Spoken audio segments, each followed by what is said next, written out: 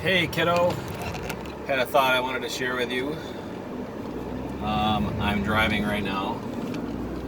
Hang on. Hope this works. So, what I'm thinking about right now is how I've really been experiencing adversity lately. Some real challenging financial issues, and it's got me very frightened. Really been panicking a lot lately. Things seem insurmountable, and it's kept me up at night quite a bit. And my response to that has been to really try to dig in and figure out what's wrong, figure out what I have to do, and do it to make things better. And that is not an easy thing. It's not an easy process. But I've done it, and what I wanted to comment on with you is just how powerful those emotions are when you're experiencing that kind of fear and panic. It's not a good feeling at all. It's quite painful. It's sort of like a pit in my stomach or a knot in my stomach, and it feels like I've been punched. And I know that experiences like that release cortisol into your bloodstream. Sustained exposure to that can really do damage to your body and shorten your lifespan. So,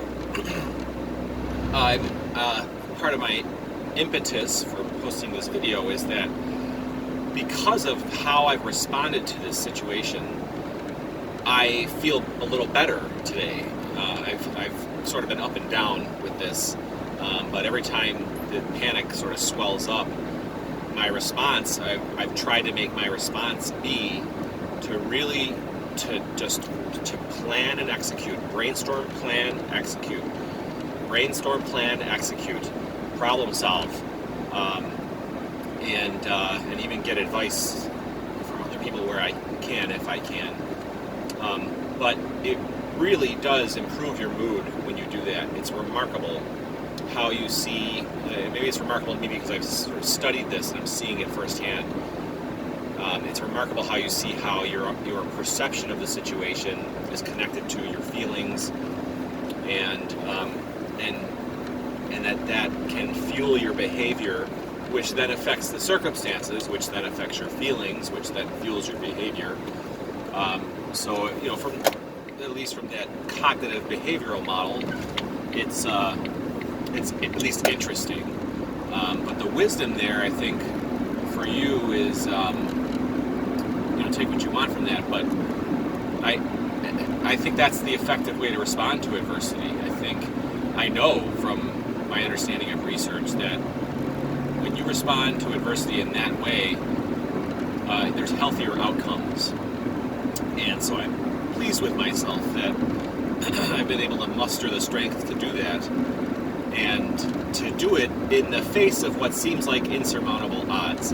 There's a scene in the movie Alien where Ellen Ripley has to go get the fuel cells for the main part of the ship where there's an alien somewhere that's trying to kill her, and she takes those fuel cells to the escape pod, and she loads them into the escape pod, all the while carrying her cat, who's in a little cage, and she gets there and she gets it done, but she operates so methodically in the face of her fear.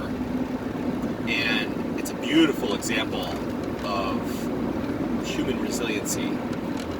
And I feel like that's similar to what I'm experiencing now. My challenges do seem insurmountable at times, and I've never experienced this kind of panic or fear the way I've experienced it recently in my life. So I love you, and I hope that's valuable to you. I love you very much. Hi. Can't wait to see you tonight. We're going to build airplanes. Paper airplanes.